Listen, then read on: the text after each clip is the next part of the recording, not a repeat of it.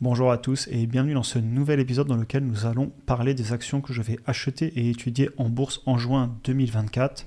Alors comme vous le savez, ces épisodes me servent aussi à faire un point sur les marchés, ma stratégie d'investissement, les analyses d'actions que j'ai en cours, l'état des marchés en ce moment. Et c'est un format qui me plaît bien plus que de juste citer des actions et faire un top 5 que je n'achète pas ensuite. Et c'est aussi important évidemment que les vidéos m'intéressent, sinon je pense qu'elles n'intéresseront pas non plus la communauté. Vous avez aussi évidemment le sommaire en description pour passer d'un chapitre à l'autre et sur les sujets qui vous intéressent. Comme on en a déjà parlé sur la chaîne depuis quelques mois, j'ai des difficultés à trouver des entreprises qui m'intéressent à un prix que je vise en ce moment si on compare à l'année dernière. Si vous vous rappelez, il y a un an, notamment vers mars, avril, mai 2023, on avait beaucoup d'actions à acheter. En tout cas, d'un point de vue fondamental, je trouvais que les valorisations étaient assez basses.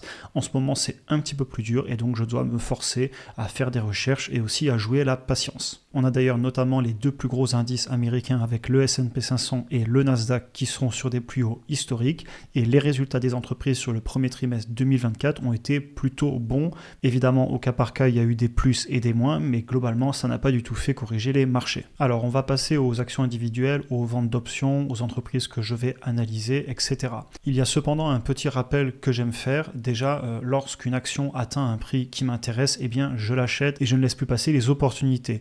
Et donc, ça fait que oui, parfois, on peut avoir une action que j'achète pendant plusieurs mois d'affilée. Ce qui rend ces vidéos un petit peu répétitives, mais en même temps, je préfère vous dire ce que je fais. Et pour finir, il ne s'agit évidemment pas de conseils en investissement. Je vous partage ce que je fais et j'invite tout le monde à faire leurs propres recherches et à prendre leurs propres décisions, puisque c'est comme ça que l'on progresse et au final, on est les seuls responsables de nos investissements. Alors, avec les indices qui sont au plus haut, je fais travailler mon cash via des options en ce moment. Pour rappel, la vente d'options de vente, donc vente des puts, ça consiste à vendre à un acheteur qui lui est considéré short le droit de vendre un actif sous-jacent à un prix fixé à une date donnée et en échange de ça, je reçois une prime, ce qui me permet de faire travailler mon cash. Si le prix de l'actif que je souhaite acheter reste au-dessus du prix d'exercice, eh bien je conserve la prime et donc j'ai fait travailler mon cash. Par contre, si le prix de l'actif que je vise, typiquement une action, vient sous le prix d'exercice de l'option, eh bien je dois acheter l'action et si elle continue à baisser, il y a une perte. Et si je fais ça, c'est tout simplement parce que c'est des entreprises que je veux posséder sur le long terme. Je peux avoir tort, mais ça après c'est les choix d'investissement. Donc ce que je fais actuellement, c'est que je vends des puts sur des actions que j'aimerais posséder à un cours plus bas que le cours actuel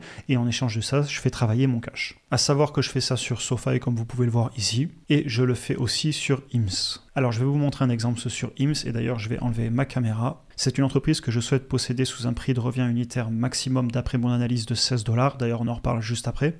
Et comme vous le voyez actuellement, le cours de l'action est à 19,45$. Et donc ici ce que je fais, c'est que je vends par exemple un put dans 29 jours. Donc l'échéance est au 28 juin 2024 et je peux décider par exemple de le vendre au niveau des $14 ou des $13 par exemple. Ce qui fait qu'en achetant ce contrat, si l'entreprise vient sous les $14, eh bien on me demandera d'acheter 100 actions à $14 pièce. Et si l'entreprise reste au-dessus des $14, eh bien je conserve mon cash que j'aurais bloqué et ça me permet de toucher autour de 17€ par contrat, ce qui fait que je fais un petit peu plus de 1% sur le cash que je bloque sur un mois. Et comme on en parlait plus tôt, pour faire 1% sur un mois, il y a évidemment des risques, puisque si l'entreprise vient sous les 29 jours à baisser par exemple à $12, eh bien je dois quand même l'acheter à $14 ou prendre ma perte qui correspondra à la différence sur le prix, auquel quand même je dois rajouter la prime que je touche dans tous les cas. Voilà pour les grandes lignes, et d'ailleurs si ça vous intéresse qu'un jour je fasse une vidéo un petit peu plus poussée sur les options, pourquoi pas. J'en avais déjà fait une à l'époque, sachant aussi qu'en ce moment je m'intéresse aussi à acheter des options très long terme pour avoir un edge sur mon portefeuille, mais c'est pas le genre de choses que j'ai encore fait, et si un jour je venais à le faire, j'en parlerai évidemment. Pour finir sur IMS, comme vous le savez, j'avais remis mes chiffres à jour. Les résultats qui ont été publiés le 6 mai étaient bons pour moi.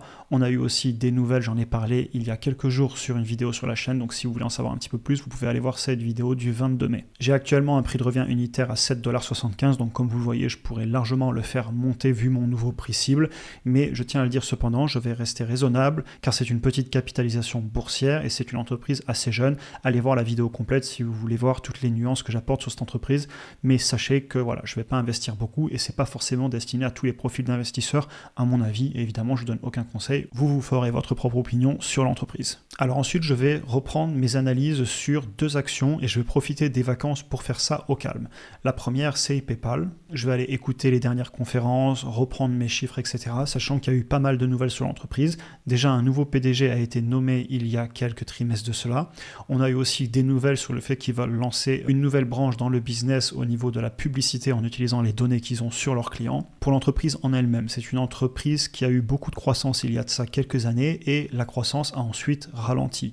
Elle a fait peur en bourse notamment parce que sa croissance a vraiment ralenti à partir de 2022-2023 et ça vous le retrouvez facilement. Si vous regardez la croissance en composé que le chiffre d'affaires a eu sur les 5 dernières années, on est à 14% par an. Si vous prenez sur l'année qui vient de passer, on baisse à 10%, donc on retrouve le ralentissement. Et si vous prenez les bénéfices sur un an, ils ont même été en baisse. Et donc l'entreprise a clairement souffert de ça en bourse. Maintenant sur le long terme, chacun se forgera sa propre opinion sur est-ce que l'entreprise a un avenir ou pas au niveau du business model. Parce que si après notre analyse, on arrive à se convaincre que le business va pouvoir remonter la pente, eh bien on pourrait peut-être être sur une valorisation intéressante. On voit qu'on a un PER à 15, un PER futur à 13, un prix par rapport au chiffre d'affaires qui se rapproche de 2 et un prix par rapport au flux de trésorerie disponible qui est à 12, ce qui est quand même assez bas. Et d'après les analystes, évidemment c'est que les chiffres des analystes, je suis toujours prudent dessus, mais on aurait quand même un bénéfice sur les 5 prochaines années qui serait en croissance. Si on passe maintenant sur des graphiques, vous allez constater ici le revenu sur 10 ans qui est bien monté de plus de 15% par an en composé. Par contre, si je vais vraiment sur les dernières années, on va regarder ici à partir de 2021, vous voyez que le chiffre d'affaires a clairement ralenti au niveau de la croissance, on est sous les 9%. Au niveau des marges, on va aller regarder sur le long terme pour voir ce qui s'est passé et je vais vous enlever le chiffre d'affaires afin que ce soit plus visible. Et on constate que sur 10 ans, au niveau des marges, tout d'abord la marge brute, on a une médiane qui est à 46%. En ce moment, on est autour de 40%, donc ça a légèrement baissé. Par contre, on constate que dans le temps, quand même, ils la maintiennent au-delà de 40%. Si vous prenez la marge nette en jaune, on voit qu'actuellement, on est à 14% pour une médiane sur les 10 dernières années à 13,7%. Donc encore une fois, rien à dire. Et au niveau de la marge sur le flux de trésorerie disponible, on est autour de 21%. Et on voit qu'il y a eu une légère fluctuation entre 2017 et 2019. Cependant, depuis, elle s'est bien stabilisée. On va maintenant aller voir les valorisations qui m'amènent à vouloir me réintéresser à l'entreprise parce qu'il y a eu des difficultés au niveau de la croissance et du business. Cependant, les valorisations se sont compressées. Et à un moment, j'ai envie de voir si les valorisations ne sont pas décorrélées à la baisse par rapport à ce dont le business pourrait amener dans le futur. Et là, vous allez voir, c'est flagrant. Aussi bien le prix par rapport au chiffre d'affaires que le prix par rapport au flux de trésorerie disponible ou par rapport à l'operating cash flow, sachant que je pourrais aussi vous mettre le PER, mais de souvenir, il est beaucoup moins stable et c'est pour ça que je ne l'ai pas mis. Non, quoique il est exploitable. Donc on va le laisser sur le graphique. Vous voyez, des fois, je fais les vidéos un petit peu en live. J'aime bien aussi découvrir avec vous et ça me permet de faire du contenu aussi un petit peu plus interactif. Donc revenons à nos moutons. Globalement, si vous regardez en ce moment, on est sur un prix par rapport au chiffre d'affaires à 2, un prix par rapport au flux de trésorerie disponible à 12, et ensuite le prix par rapport au flux de trésorerie opérationnel et le prix par rapport aux bénéfices, on est sous les 12 et sous les 15 respectivement. Ce que je vais vous montrer sur ce graphique surtout, c'est que par rapport à 2020 où l'entreprise était quand même plus chère, les valorisations se sont clairement compressées. Ce qui veut dire que le marché n'est pas prêt à payer l'entreprise aussi cher que ce qu'il a pu le faire à l'époque. Mais maintenant, si d'un point de vue des fondamentaux, ils arrivent à remonter la pente et à s'améliorer, peut-être que les valorisations sont trop basses. Et ça, seule une projection sur les chiffres dans le futur en faisant son analyse qualitative et quantitative pourra nous le dire. Cependant, sur le papier, il y a peut-être un truc à faire et c'est donc pour ça que je vais prendre mon temps pour aller analyser l'entreprise. Dans un tout autre style d'un point de vue de la croissance et de la valorisation, on a Celsius que je vais aussi aller regarder de plus près en prenant mon temps. Je vous en avais parlé il n'y a pas longtemps. Alors quand vous regardez l'entreprise, ça n'a rien à voir avec PayPal. C'est une entreprise avec beaucoup de croissance. Si vous regardez sur les 5 dernières années en composé, on est à plus de 90%, ce qui est énorme et clairement il pourrait avoir un ralentissement, mais voilà, une telle croissance nous donne aussi des ratios de prix qui seront très élevés. Donc quand on regarde un tableau comme ça, on se dit c'est beaucoup trop cher, et pour moi le seul moyen d'analyser une telle entreprise, c'est d'aller faire ses projections, de vraiment estimer la croissance que l'on va avoir, de prendre des marges qu'on a dans le secteur, et de composer ces croissances et ces marges sur 4 à 5 ans, réactualiser dans le présent, pour retrouver des ratios de prix qui seront un petit peu plus cohérents, et estimer le retour sur investissement que l'on pourrait faire sur de nombreuses années. Clairement, juste en regardant ces chiffres, pour moi c'est impossible de dire si l'entreprise est bien ou pas bien valorisée, tout simplement parce qu'elle fait partie des extrêmes. Là pour le coup c'est une entreprise qui a énormément de croissance. Vu le temps que je viens de passer sur PayPal, on va pas passer trop de temps sur Celsius, sachant aussi que j'avais fait une vidéo dessus il y a quelques mois. Mais je tenais quand même à préciser que c'est une entreprise que je vais étudier et si elle continue à corriger en bourse, je pourrais m'y intéresser. On va finir sur Tesla, j'en parle très rapidement puisque c'est une entreprise que j'ai achetée depuis quelques mois tout doucement, j'avais repris en avril après qu'elle ait corrigé. À savoir cependant que ma position est globalement construite et je me permets donc d'être un petit peu plus regardant sur le prix d'achat. Cependant, je tiens quand même à la mettre dans cette vidéo parce qu'elle est clairement à un prix qui m'intéresse et si ma position n'était pas déjà construite, eh bien je serais en train d'en acheter beaucoup plus. Ce qui n'est pas le cas actuellement, j'en achète un tout petit peu au fur et à mesure que mon patrimoine grossit, ce qui fait qu'en pourcentage, elle vient à baisser et donc je la maintiens à un certain pourcentage, mais la majorité de mon budget d'achat de juin 2024 n'ira pas sur l'entreprise. Et pour finir la vidéo, j'aimerais bien parler des ETF parce que en ce moment, on pourrait être à court d'idées. D'ailleurs, j'ai parlé avec plusieurs parmi vous sur Instagram sur des idées d'actions et on est arrivé aussi à des conclusions qu'en ce moment, il y a pas mal d'actions qui sont quand même bien valorisées ou un petit peu chères et donc c'est beaucoup plus difficile de trouver qu'à l'époque. On arrive toujours à trouver. J'ai acheté par exemple IMSI il n'y a pas longtemps, aujourd'hui elle est un petit peu chère, mais bon, en cherchant on trouve toujours. Par contre, si on ne trouve pas, une option qui peut être extrêmement intéressante, et ça c'est quelque chose que j'aime faire tous les mois, c'est d'acheter des ETF.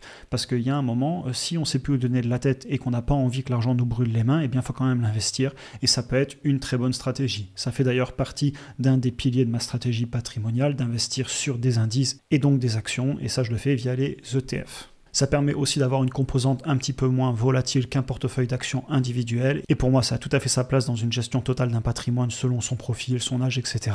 Et à côté de ces ETF, on retrouvera de l'immobilier, du cash, des actions individuelles, des objets de collection, son épargne de sécurité. Évidemment, d'ailleurs, on commencera par là, à mon avis. Et donc voilà, j'aime toujours parler de cette idée d'avoir une gestion du patrimoine global. On en a fini pour aujourd'hui, j'espère que la vidéo vous a intéressé. Comme d'habitude, j'avais pas mal de choses à dire. D'ailleurs, n'hésitez pas à en parler en commentaire, aussi bien les achats que vous faites en ce moment que d'ailleurs d'autres choses. Est-ce que vous trouvez les marchés chers en ce moment, etc. Au final, tout le monde en profitera dans les commentaires et ça aidera la communauté. Si vous souhaitez aller plus loin pour ceux qui seraient nouveaux sur la chaîne, vous trouverez en description des liens, dont celui vers les cours vidéo offerts sur les bases pour commencer à investir en bourse. Vous pouvez aussi cliquer ici pour regarder une autre vidéo. Je vous souhaite une excellente journée et à très bientôt.